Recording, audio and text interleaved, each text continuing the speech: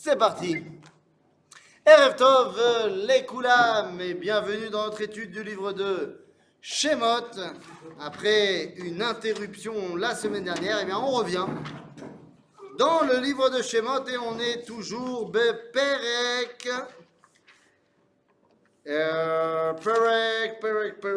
Perek. Arrête avec tes pages. Dans les livres blancs, page 98.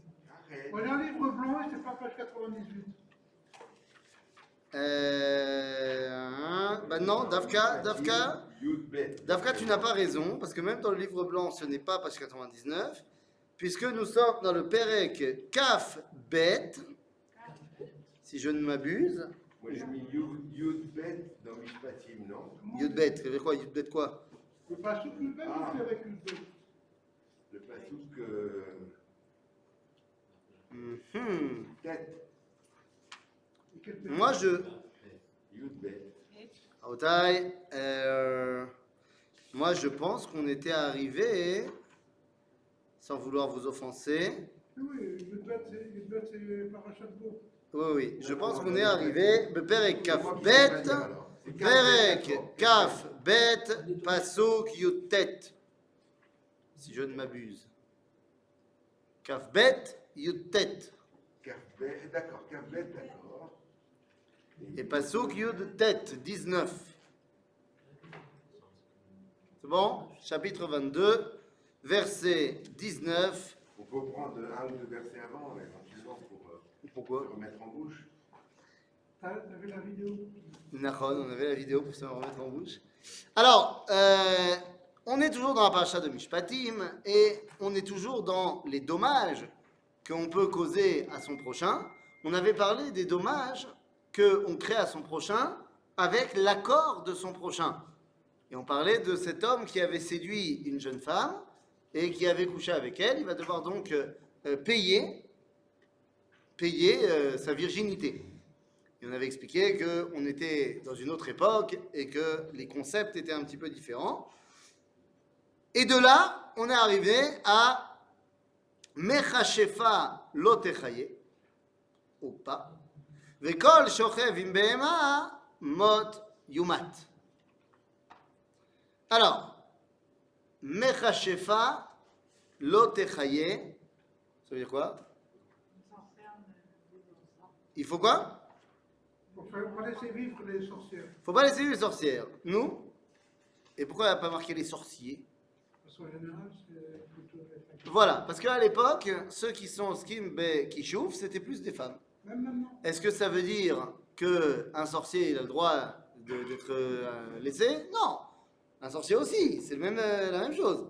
Mais la Torah, elle a pris le langage nekeva, parce que c'était ce qui était plus habituel. Ve kol shochev im behema mot yumat. Quel rapport? Quel rapport?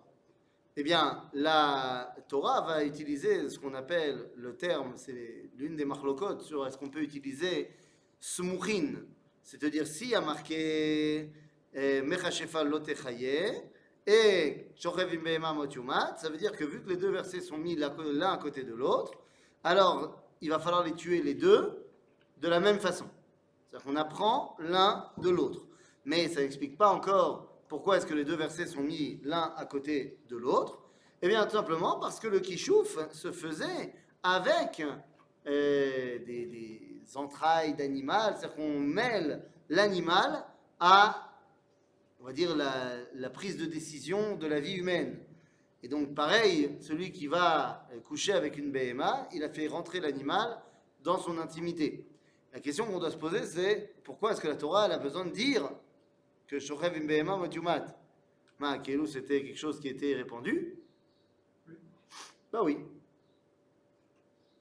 Bah oui. Malahasot, quand tu vis dans une société pleinement nomade, avec des bergers, machin, bah malheureusement, on voit que des fois, les yetzarim de l'homme qui est avec ses troupeaux pendant des jours et des jours et des jours, eh bien malheureusement, ça peut arriver à Gav, c'est toujours le cas dans certaines chevrotes aujourd'hui.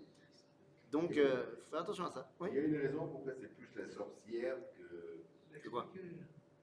Pourquoi c'est plus les femmes que les qu'on ici la sorcière? Qu'est-ce que je viens de dire il y a... Non, mais j'ai compris. Non, mais c'est pas pas ma question. Alors peut-être j'ai pas compris ta Pourquoi question. dans les faits, c'était plus les femmes que les hommes? Ah, pourquoi est-ce que les femmes, elles s'adonnaient plus à ça que les hommes?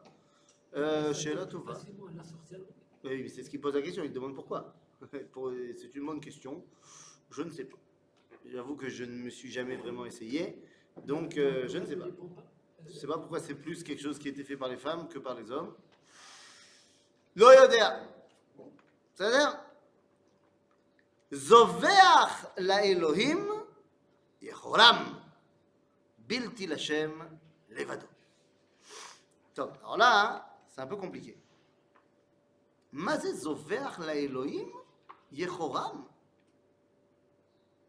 Celui qui fait un sacrifice à Elohim, il sera retranché. Seul à Hachem, il peut faire un sacrifice. Ma, j'ai pas compris. Elohim, c'est pas bien? Hein? C'est très bien. Et là, ma, c'est ouvert la Elohim, Yehoram. Elohim, c'est le nom de Dieu. Et là, on pourra remarquer plus tard dans le livre de Vaïkra, là où on va nous parler des korbanot toute la journée, que tous les korbanot sont faits à Yudke Vavke, au tétragramme. Le dévoilement de Dieu auquel on fait les korbanot, eh bien, c'est le tétragramme. Et non pas Elohim. L'âme. Là, ici, ils traduisent par « ô Dieu ». Ils marquent, enfin, qui sacrifient Au pluriel. Au pluriel. Pourquoi est-ce qu'il traduit comme ça? Parce qu'il y a marqué la Elohim et non pas les Elohim. C'est comme si on avait dit Zoveach le ha Elohim Yehoram. On dit ha Elohim. Mais le problème, c'est que dans le Tanakh, si on veut dire qu'il s'agit d'idolâtrie, on dit Elohim Acherim. D'accord? Mais il n'empêche qu'il y a quand même du vrai dans ce que tu dis. Qu'est-ce que cela veut dire? Si, c'est quoi quand on parle de Elohim au pluriel? Pourquoi est-ce que Elohim on parle au pluriel? Vous savez, il y a un homme qui ne réussissait pas trop dans son business de voiture. Je crois qu'il était dans l'automobile, je ne sais pas très bien, et ça réussissait que moyennement. Et il s'est dit, comment est-ce que je peux être très riche et avoir plein de femmes? Eh bien, il a créé une secte. Ça marche bien en France. Et il a changé de nom. Je ne me rappelle même plus de son nom à la base. C'est un bon français, un bon nom français. Puis finalement, il a décidé de s'appeler Raël. Et Raël, il est le chef de la secte des Raéliens. Et les Raéliens, eh bien, ils ont comme symbole une croix gammée à l'intérieur d'un Magen David.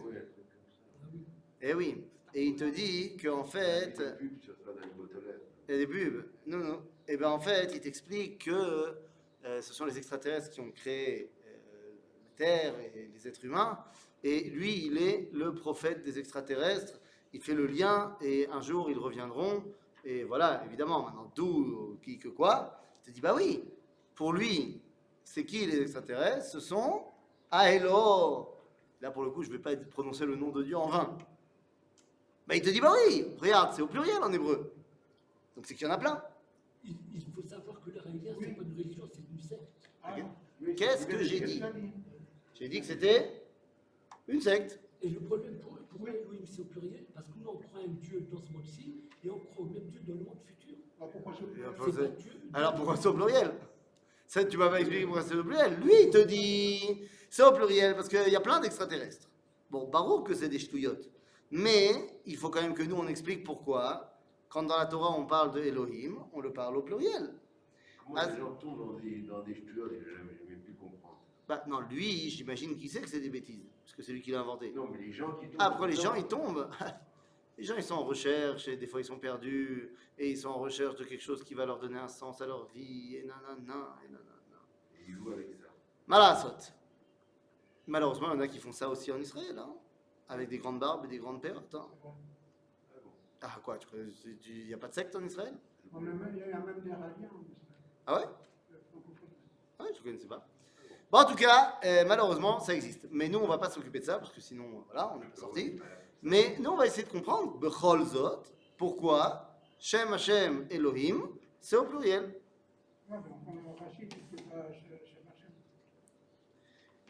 Rashi il dit, c'est pas Shem Hashem. Il dit, c'est marqué comme ça, Zelo Shem Hashem. La Elohim, la Avodat Kochavim.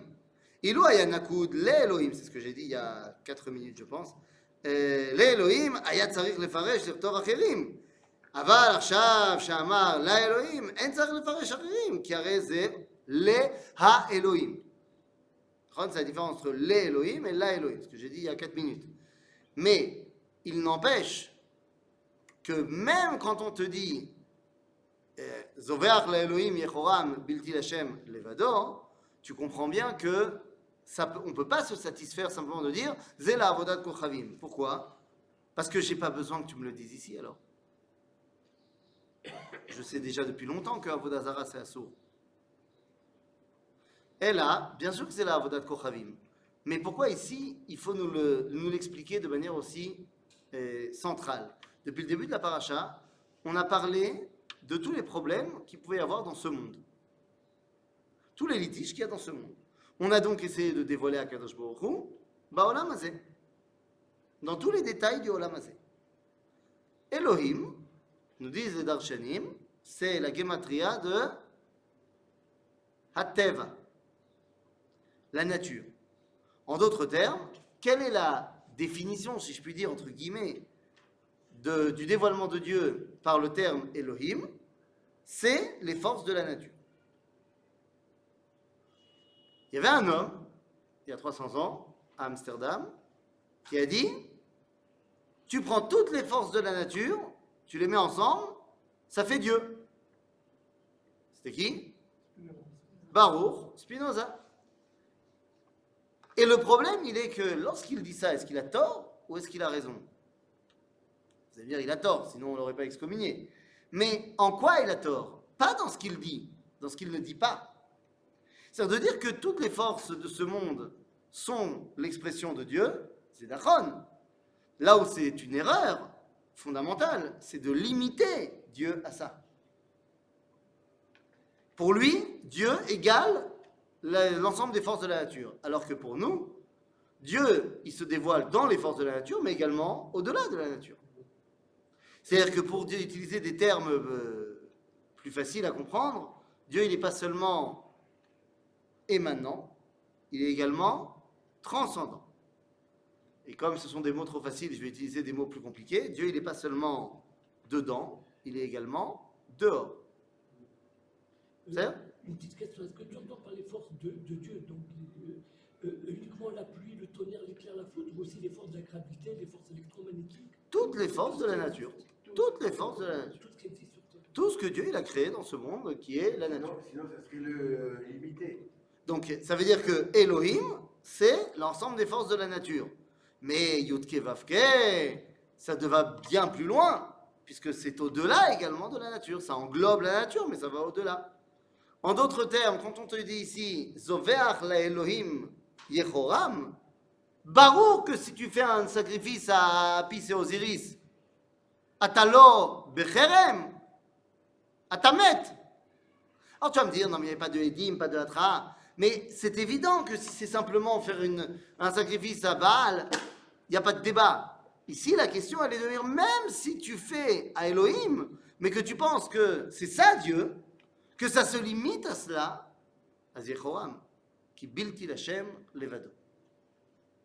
Ok? J'ai une question sur Oui. ces trois versets. Dis-moi. La sorcière, on ne la laisse pas vivre. Celui qui est le zoophile, on le tue. Et celui qui fait apporter des sacrifices à Elohim, au Elohim, il est mis à l'écart.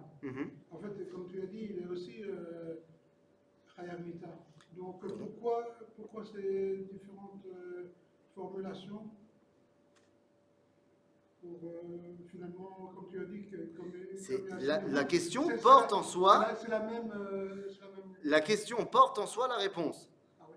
Mais oui, parce que comme on a dit, dans tous les cas, si c'est Avodah Zara, c'est Chayav Mita. Comme le Shochef Im Behema et comme la Mechashefa. Ok? Maintenant, Chayav Mita, c'est Rak, Bedim, Ve'atra. Sinon, c'est pas Chayav Mita.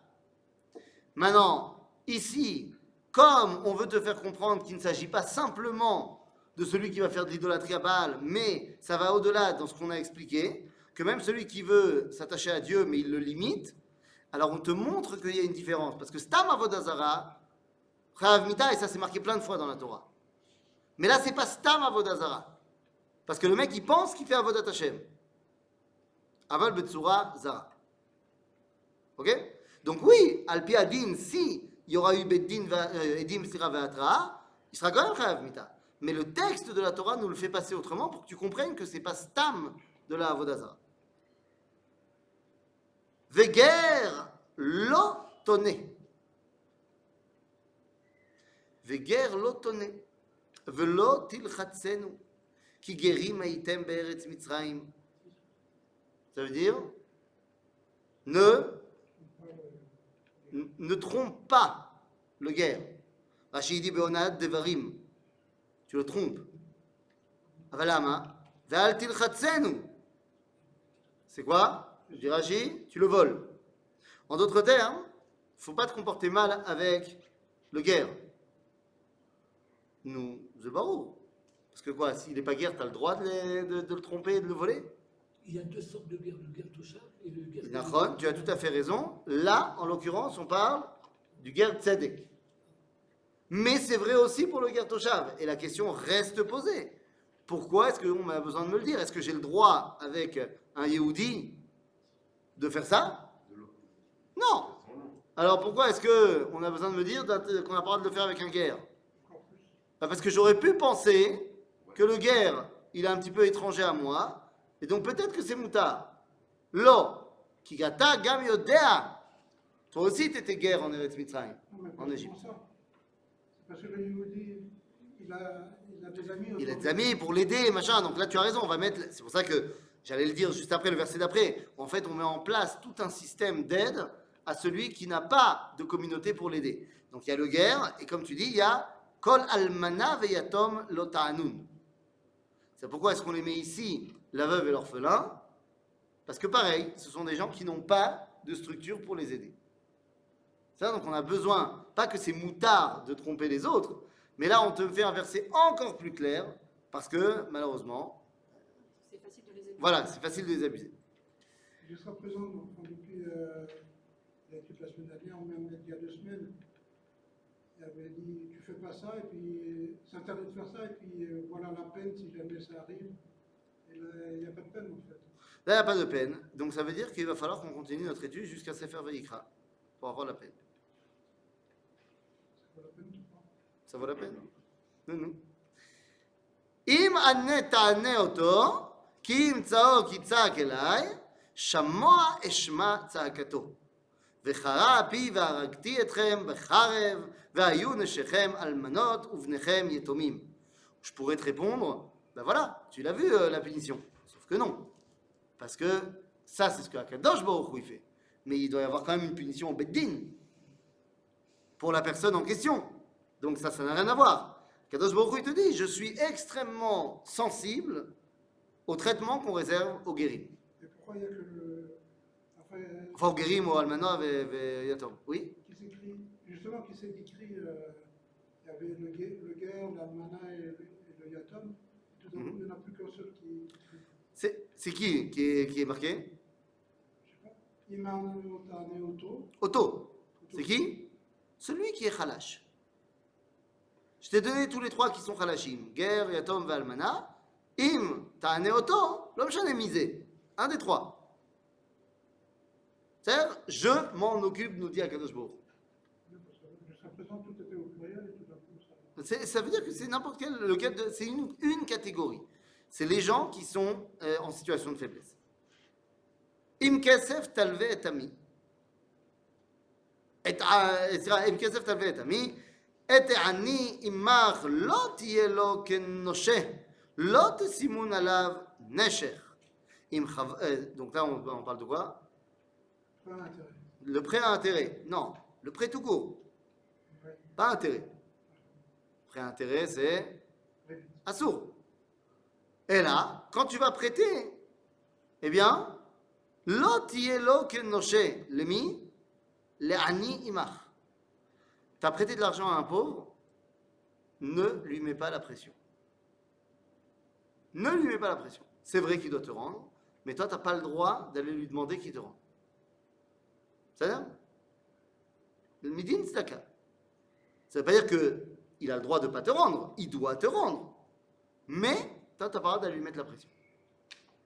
עכשיו, יש הלכות pour savoir quand est-ce qu'on est Ani. C'est quoi Ani? Toute personne qui a un peu de problème, elle est considérée comme Ani? Non, pas forcément. Ça, il y a des halachot medouyakot. À partir de quand on s'appelle Ani? Ok? Et le problème, c'est que si le pauvre, c'est une halakha, qu'au bout de 6 ans, il n'a plus le droit de restituer ses argent. Non, pas du tout. C'est pas qu'il n'a plus le droit, c'est qu'il n'est plus obligé. C'est une différence. Il y a une différence entre il n'a plus le droit de rendre et il n'est pas obligé de rendre. Oui, mais il y a bien un moment où le riche est obligé d'aller le voir et lui dit, tu sais, Non. Je t'ai prêté de l'argent, ça fait 2 Non. ans, maintenant il est temps que tu me... Non, il n'a pas le droit de faire ça. On ne peut pas aller au Beddin non plus. Pourquoi faire? Il n'est pas en faute. En quoi il est en faute? Il lui a prêté de l'argent. C'est une mitzvah de lui prêter de l'argent. Maintenant, l'autre, il doit lui rendre. Mais il n'a pas dit exactement quand il devait lui rendre. On a le droit de fixer une date pour rendre. Ah, si les deux, ils sont d'accord et qu'ils ont rédigé un contrat et qu'ils ont dit tu dois me le rendre sous 90 jours, c'est leur problème. C'est vraiment un choix à faire. Mais la majorité des fois, c'est tu peux me prêter, je te le rendrai le plus vite possible. C'est-à-dire, ok? Toi, tu as la mitzvah de lui donner uniquement si tu le peux. Okay? Si toi, ça te met dans une situation de précarité, non, tu ne dois pas lui donner. Mais si toi, tu peux, bah, midin tzedaka, tu lui donnes. Et à ce moment-là, bah, dès qu'il pourra te rembourser, il te remboursera. Maintenant, Malarasot, arrive la Shemitah. Bon, bah, il ne te rembourse pas. S'il veut, il peut. Mais ce ne sera pas Mishum. Il n'y a pas de Neger. rule pour ça. Non, mais ce ne sera pas. Si je te rembourse après la Shemitah, ça ne sera pas considéré comme étant un remboursement. Ce sera un cadeau que je te fais. Et le problème, c'est y a pas de qu'on ne peut rule. pas savoir s'il le fait exprès d'attendre les 6 ans. Et de dire, tiens, au bout de 6 ans, je ne dois plus rien. Non, on ne sait rien s'il fait exprès ou pas. D'attendre. Peut-être qu'il peut faire exprès. C'est pour ça que comme de plus en plus de gens faisaient ce truc-là, eh bien, il a mis en place le prosboul. Voilà. Pour que même la Shemitah, elle n'enlève pas le devoir de rendre. C'est ça? En tout cas, ne pas mettre la pression au pauvre. Im chavol tachbol salmat re'echa, ad bo hashemesh tashivenu lo. Ça va être, écoute, tu peux me prêter, s'il te plaît, j'ai besoin, toi tu as une guitare, j'ai besoin d'une guitare, est-ce que tu peux me prêter ta guitare? Il dit oui, bien sûr, je peux te prêter ma guitare, mais tu me prêtes, tu me donnes comme gage, comme caution, tu me donnes ta couverture. C'est-à-dire Gamo. Seulement, à ce moment-là, je suis obligé, au coucher du soleil, d'aller lui rendre sa couverture. Je peux aller la lui redemander. Ah, il devra me la ramener le lendemain. Mais tous les soirs, je dois lui rendre sa couverture. Parce qu'il en a besoin. Donc je ne peux pas lui mettre la pression en lui prenant ses objets de survie. Ok? Jusqu'à ce qu'il me rende ma guitare. D'accord? D'ailleurs, ça peut être un bon deal. Ça peut être un bon deal. Parce que par exemple, si moi je fais des orchestres, je fais des bar mitzvot, des mariages et tout, et je demande à mon prochain qui me prête ses instruments. Bah, c'est bien, mais il me prête ses instruments à Kol Beseder. Et quoi? Et tous les soirs, je dois lui rendre. Donc peut-être que le mec, il est très content parce que c'est moi qui lui ramène tous les instruments tous les soirs pour aller jouer à ses mariages. Peut-être que je peux faire un business là-dessus, il faut voir. Mais l'idée ici, elle est quoi? Elle est de dire que tu n'as pas le droit de tirer profit de la situation face à quelqu'un qui est dans une précarité par rapport à toi. Ok? Pas chou. כי כסותו לבדה היא, שמלתו לאורו, במה ישכב, והיה כי יצעק אליי ושמעתי כי חנון אני. Donc c'est ce qu'on vient de dire. Elohim, lo tekalel. Venasi be'amcha, lo taor. Aha.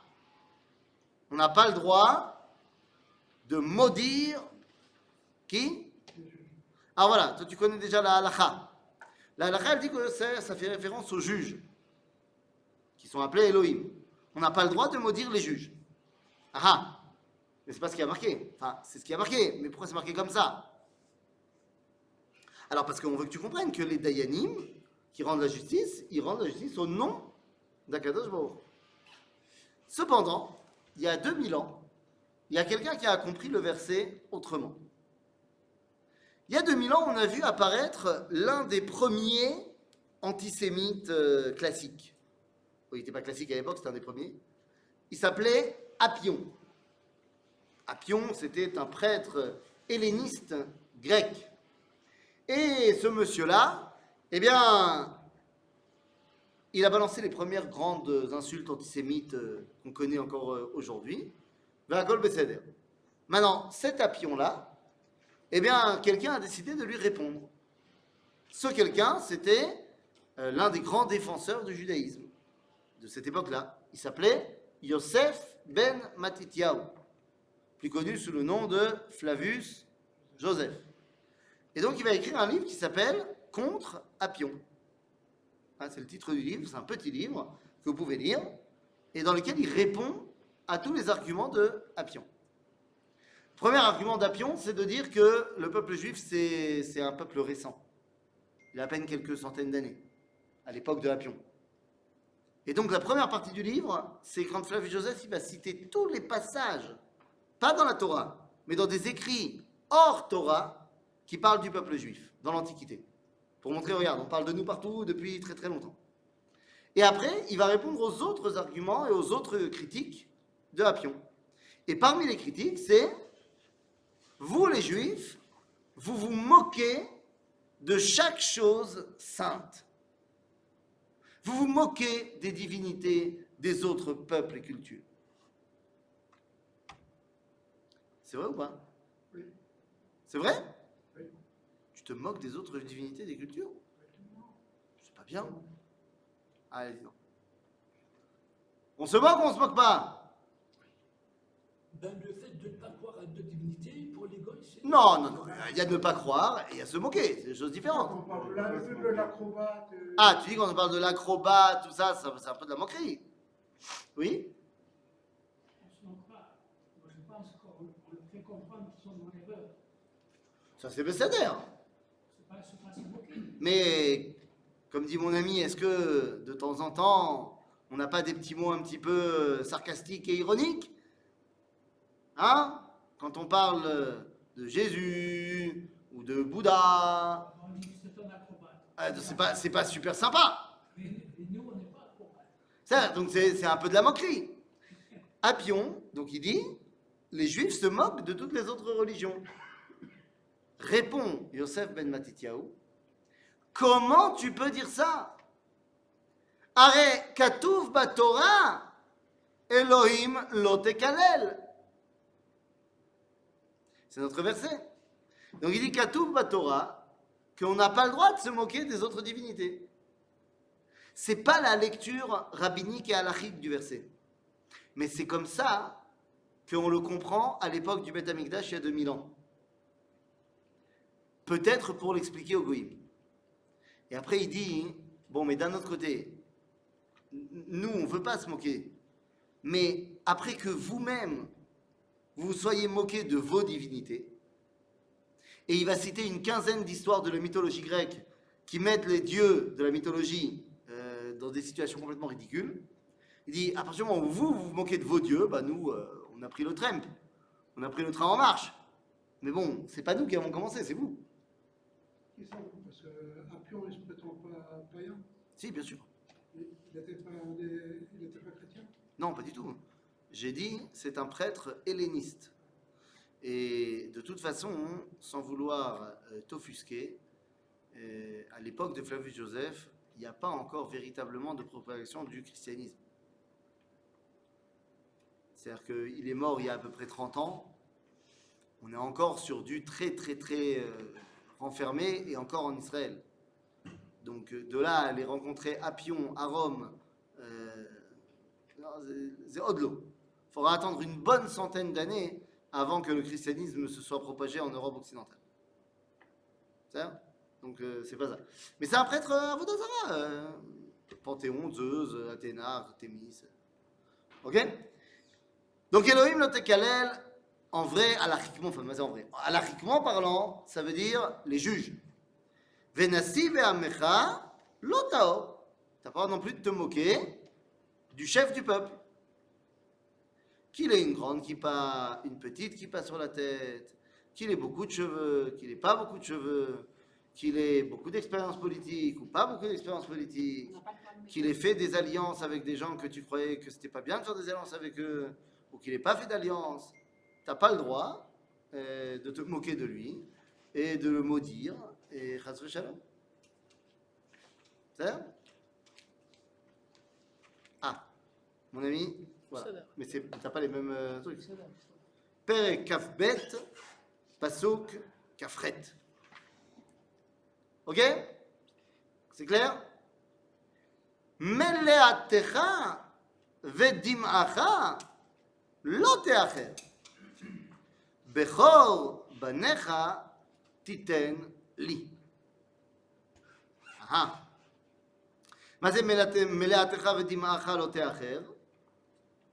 תרומות ומעשרות. Ce que je dois amener en tant que Yevoul, que je dois amener au Kohen, au Beth Amikdash, lo teacher. Pourquoi est-ce qu'on me dit ça? Parce qu'il s'agit d'éléments de denrées qui périssent pas. Donc je pourrais très bien me dire, ah ça va, j'ai pas les nerfs de monter à Jérusalem maintenant. L'huile, ça périt pas, le blé, l'orge, ça périt pas. Donc les mecs, ils ont récolté, c'est vrai qu'ils doivent amener au Kohen, ils doivent amener au Beth Amikdash, mais ça a l'air pas maintenant. Non, là, al teacher. Ok? Il y a quand même le temps. Oui, on a le temps. On a le temps du cycle des Shalosh Regalim. C'est pas mal, t'as un an. Ça, al teacher, yoter. Ok? Mais qu'est-ce que c'est Bechor banecha titen li?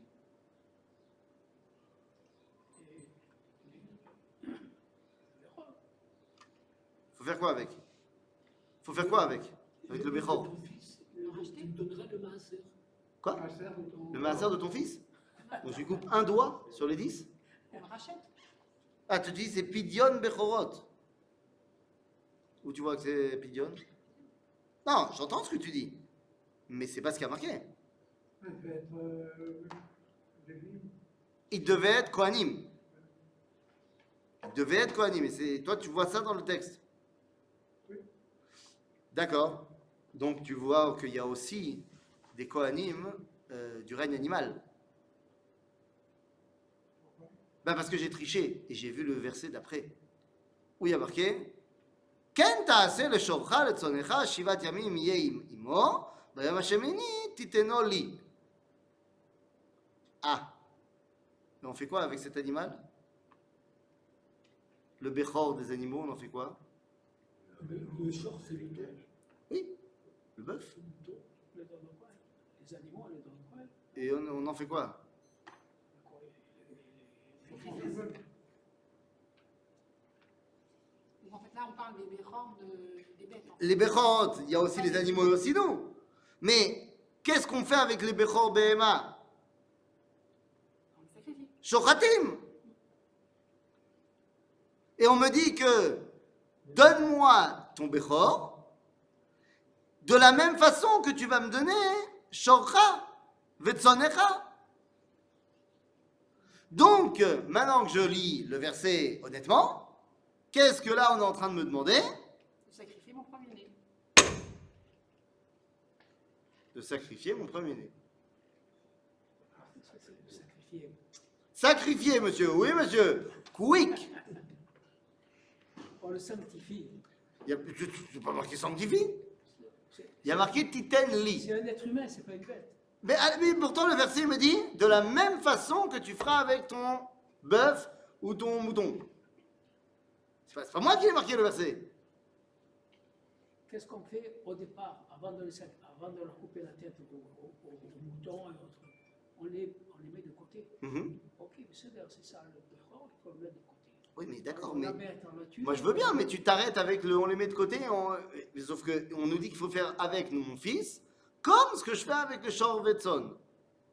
Et je m'arrête pas simplement avec le mettre de côté. Ouais, mais si on comprend la Torah comme ça, Ouais. alors on est foutu. Pourquoi? Peut-être S'il faut que, tuer les peut-être gens, que Dieu il nous demande mais de tuer les La Bechorot. Torah, elle ne demande pas à tuer les gens, il ne faut pas rigoler quand même. Et pourquoi pas? Comment, pourquoi pas? Asma, on est devenus Des quoi? pire que des Arabes. Pourquoi pire que des Arabes? Les Arabes, eux, ils marchent qu'avec le sang. Et pourquoi tu parles que des Arabes? Un exemple. J'ai une question mathématique. Ça va être dur. Il est fort. Ouais, mais là ça va être dur quand même. Sur 600 000 personnes, est-ce que tu trouves ça logique qu'il n'y ait que 22 000 premiers-nés?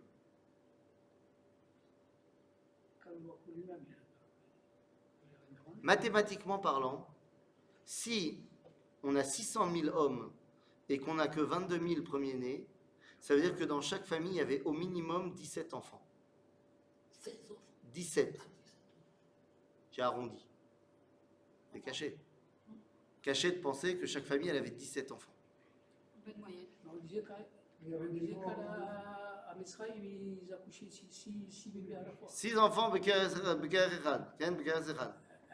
Nous, 6, c'est pas 17. Il y en a qui disent 600. Quoi, 600 enfants À la en même fois, temps? À la fois, c'est. Et vous comprenez bien que c'est... Non, mais vous comprenez bien que c'est Midrashim. Ils veulent nous apprendre quelque chose. Ils ne disent pas que c'est pas ça, c'est passé comme ça. Il n'y a pas eu une femme qui a accouché de 600 enfants en même temps. Il faut être sérieux. Et là, comment ça se fait qu'il y avait si peu de premiers-nés quand on est sorti d'Égypte? Parce qu'il y avait des enfants qui mouraient en couche. Et là, C'était que les premiers-nés qui mouraient en couche. Non, mais il y avait beaucoup. Et c'est pour ça que c'était pas... Non, mais ça marche pas ce que tu me dis. Parce qu'à ce moment-là, le chiffre général, il doit baisser aussi. Le premier-né, c'est que pour l'homme ou c'est aussi pour la Non, c'est que pour le garçon. Donc c'est vrai que ça peut faire baisser un peu le chiffre. Mais un petit peu. Oui, mais d'accord, mais alors ça devrait être rajouté, t'en rajoutes la moitié. Enfin le double. Ça fait 44 000. Sur 600 000, c'est quand même peu. Asmakara. Eh bien, je vous rappelle, ce qui malheureusement est marqué dans le livre de Yecheskel, au chapitre 20, que on était tombé en Égypte dans tous les Giloulé Mitzrayim. On était tombé dans tous les déviations, les travers de l'Égypte. Or là-bas, comme dans toutes les civilisations de l'époque, on sacrifie le premier-né au Dieu. Donc ça veut dire que les Bnei Israël aussi, ils ont sacrifié beaucoup de leur premier-né en Égypte au Dieu. Quand tu me dis on est pire que les Arabes, toutes les civilisations de avant Moshe et jusqu'à Moshe, toutes, elles font des sacrifices humains. Quoi, ils sont tous débiles? En Égypte, ils faisaient déjà comme ça, ils prenaient les premiers-nés. Donc logiquement, quand il y a eu la mort des premiers, il y aurait dû avoir personne. Il y aurait dû avoir personne, sauf que il y avait un temps. C'est-à-dire qu'on ne tue pas dès la naissance. On le tue quand il a atteint l'âge d'arriver au service du Dieu, du temple. Non, ça c'est pour nous. Il me demande comment ça se passait en Égypte. Non, il n'y a pas marqué comment ça se passait en Égypte, là. C'est-à-dire. Donc la question, elle est comme ça. Dans toutes les cultures de l'époque, on donne le premier-né au Dieu. Est-ce qu'ils sont tous barbares?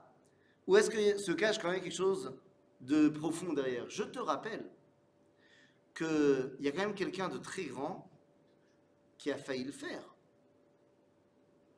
C'est qui a failli le faire? Failli sacrifier son premier-né? Abraham. Abraham. Dieu lui dit, prends Yitzhak et va l'emmener en haut là. Et qu'est-ce qu'Abraham il comprend qu'il faut faire? Le sacrifier. Si c'était tellement courant à l'époque, alors on n'en ferait pas une telle histoire. Ben justement, c'est quoi la telle histoire? Le ridouche du judaïsme. C'est qu'à la fin on lui dit non. Tu as compris? Maintenant on le fait pas. Mais c'est pas spécialement Israël, c'est pas spécialement un Bechor. Ah bon? le Brouba. Il est unique.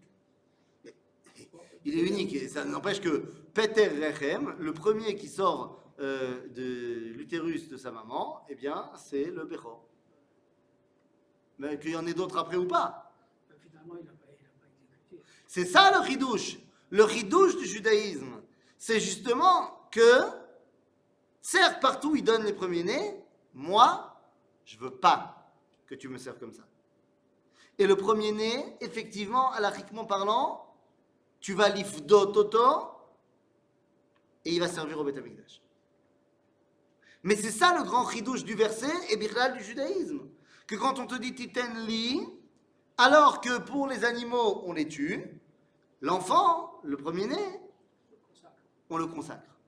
Mais il a fallu justement ce verset pour que tu comprennes le chidouche. Le chidouche serait été de dire que s'il n'est pas une césarienne, il est Bechor quand même. Quel rapport? On va pas de rien. S'il n'est pas en césarienne, il est Bechor, Il est point. Bechor quand même. S'il est en césarienne, il Et n'est pas pourquoi il s'en est Bechor. pas césarienne, le temps de- S'il est en césarienne, il n'est pas Bechor. Ah, ça change tout. C'est comme ça. Quelqu'un, une femme qui a fait une fausse couche, Non, c'est rien. Pas de Bechor. une femme qui a fait une fausse couche, même si après elle donne naissance naturellement à un garçon, il n'est pas Bechor. De la même façon, si son premier-né, il a accouché par césarienne, il n'est pas Bechor. Parce qu'il n'y a pas eu ce qu'on appelle Peter Rechem. Ok? Elle D'accord. n'aura jamais de Bechor. Qui? Quoi? Si la mère a accouché après par les voies naturelles. Ah non. Ben non. Ça y est, le premier-né, il n'est pas Bechor, il n'est pas Bechor. On fait le bidon dans le cadre du lait, comment ça s'appelle là, Césarienne. Non. Eh ben, qu'est-ce que tu veux? On ne fait pas le Ah non, Le Pidyon Aben? bidon avec. On le fait. On ne fait pas le Pidyon Aben s'il y a une césarienne. S'il y a une césarienne, on ne fait pas le Pidyon Aben. Non, on ne fait pas. Ah, zéro. C'est ce que je te dis, on ne fait pas. Mais il ne s'appelle pas Bechor, c'est ça qui est. Ben non, il ne s'appelle pas Bechor, qu'est-ce que je fasse? Étonnant. Voilà, saute. Le point de vue héritage, je ne comprends pas. D'un point de vue héritage, il n'est pas tenu à recevoir double ration. Voilà, saute. Et la mère, elle n'aura jamais de Bechor. alors. Eh ben non. Elle vivra très bien avec, hein, t'en fais Non, pas. non, mais je les écoute. C'est ça? Donc c'est pas si grave que ça. Non, non, mais j'ai pas pensé. Donc, le chidouche du judaïsme, c'est de dire que nous, on ne veut pas de korbanot Adam. Donc le Bechor, il va oui avoir une importance, parce que le Bechor, il a son importance, il va servir de relation et de lien entre Am Israël et Akadosh Baruch Hu. Ok? Alors pourquoi dans le passage c'est marqué justement l'inverse? Il y a marqué ici, Kenta. Combien de fois on t'a expliqué que la halacha, c'est pas ce qu'on voit dans le verset? D'accord? Par contre, on apprend quelque chose d'intéressant dans le verset au niveau des animaux. C'est que, Zerak, Bayom Hashemini. On ne peut pas faire un korban d'un animal qui a moins de 8 jours. Un animal qui n'a pas 8 jours, il n'est pas sous les korban.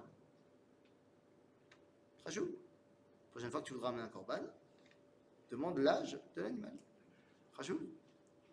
ואנשי קודש תהיון לי, ובשר בשדה טרפה לא תאכלו, לכלב תשליכון אותו. Puisque אנשי קודש תהיון לי, c'est-à-dire que vous devez avoir un statut de Kedusha, donc basar trefa, vous ne mangez pas. Parce que la notion de trefa, c'est la violence naturelle. Soit il est mort de manière naturelle, soit il n'a pas été shrité par ce que l'homme il est censé être capable de faire. Comme à la chasse. D'accord. La kelev tashlichun oto. Donc ça veut dire que certes, j'ai pas le droit de le manger, mais j'ai le droit d'en profiter.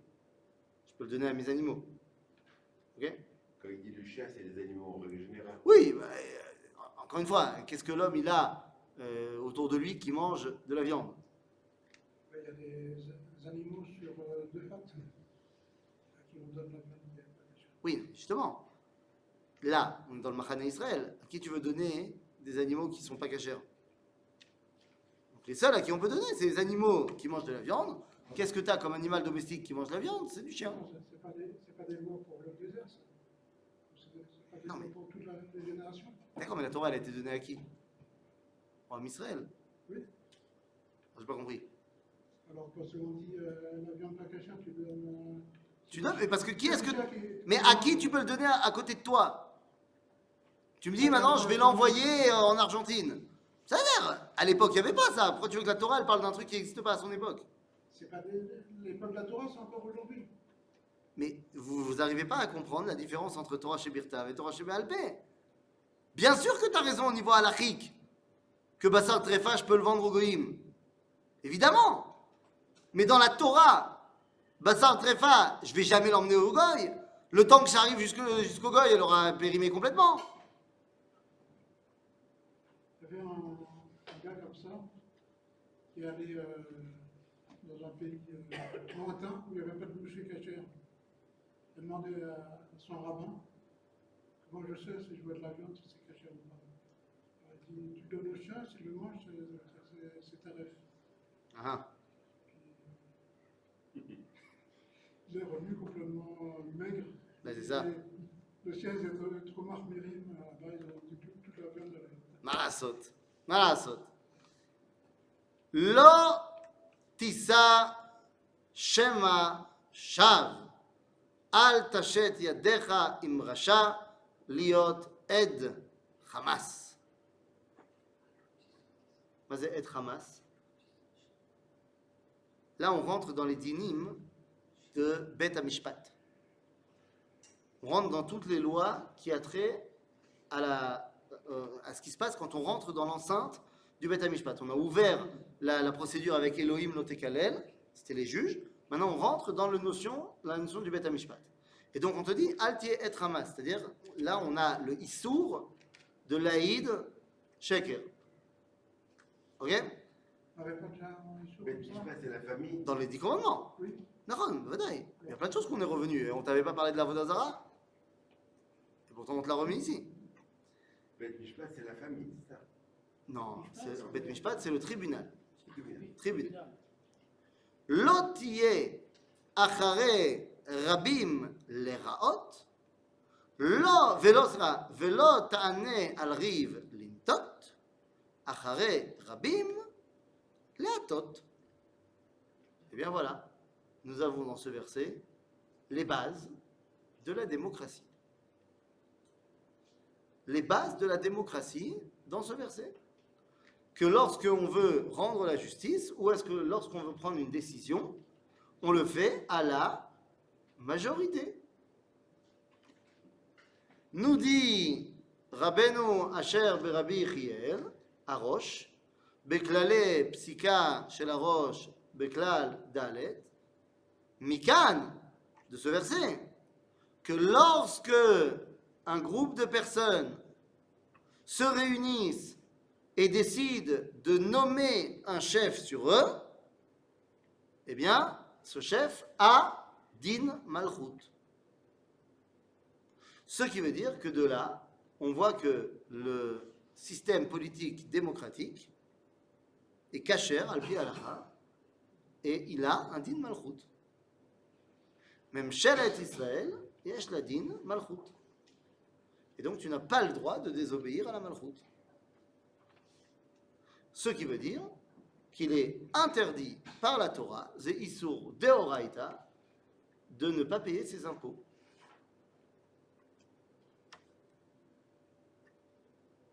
Quelqu'un qui essaye de truander le Bitoach Leumi, le Mas הכנסה, Ze Isur Deoraita. C'est ce qu'on disait. On disait que le plus grand voleur, c'est l'État. Ça, c'est son problème. Mais l'État, il a le droit. Il n'est pas voleur, il a le droit. Ok, c'est là, je suis d'accord. Mais... Ah, tu sais pourquoi il a le droit? Parce que c'est toi qui lui as donné le droit. Non, je n'ai pas donné le droit. Tu lui as donné le droit. Tu lui as donné, en l'élisant, tu lui as donné tous les droits de décider des lois qu'il y aurait dans ce pays. Donc tu lui as donné la permission de décider qu'il te prendrait 50% de ton salaire. Si tu voulais pas, il ne fallait pas voter pour lui. Et tu pourras changer dans tes d'autres élections. Comme là, tu as expliqué la fin du Pasuk. Oui, lotissa shema shav, ve'al tashet yadecha im rasha. מה זה lotissa shema? Je parle de l'Oti Rabim. Ah, lotissa achare rabim Tu leraot. ne feras pas la notion. Il ne faut pas suivre la majorité pour faire le mal. Voilà, pour faire le... Ok? C'est-à-dire, c'est pas parce qu'il y a une majorité de gens qui te disent qu'il ne faut pas aller en Eretz Israël qu'il faut les écouter. Pas parce que c'est la majorité que tu as forcément raison. Ok? Mais par contre, quand on rentre au Bet HaMishpat, Velo ta'ane al riv lintot. Acharei rabim leatot au Bet HaMishpat. Au Bet HaMishpat, on va aller à la majorité. Mais c'est subjectif, il y aura autre. C'est quoi le mal Chose. C'est le mal pour moi. Non, c'est très simple. Ce qui est mal, c'est ce que la Torah elle a dit, c'est assou. Ce qui est bien, c'est ce que la Torah elle a dit, c'est mouta. Pas shoot. Faux témoignage.